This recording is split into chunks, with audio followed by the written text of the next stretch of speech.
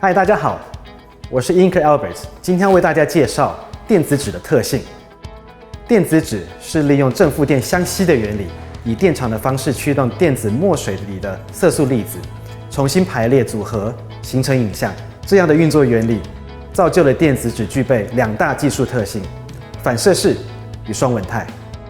反射式的电子纸就跟一般纸一样，不自发光，是靠着环境光源将物件的影像反射进我们的眼睛里，使眼睛可以看见电子纸显示的文字或影像。所以在电子纸上阅读，就跟读纸本书一样的舒适。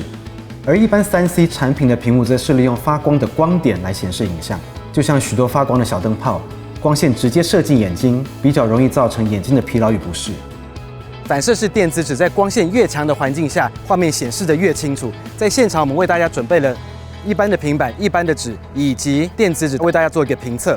一般的纸以及电子纸的效果非常的相似，尤其在大太阳底下显示得非常的清楚。至于平板呢，它的显示效果就不太理想，所以电子纸是非常适合用在户外的显示器。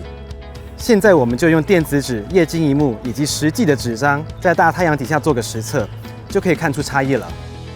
双稳态的技术特性所指的是，当电力消失时，电子纸上的画面会静止，但不会消失。这是因为电子墨水微胶囊里的色素粒子在失去动力的瞬间会静止不动，影像会一直被保留，不会消失。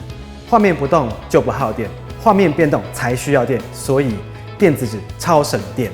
现在我们就用一台电子纸看板以及一台液晶萤幕来测试。假设今天遇到了紧急状况，断电了，电子纸的画面维持，而液晶萤幕已经无法再显示画面了。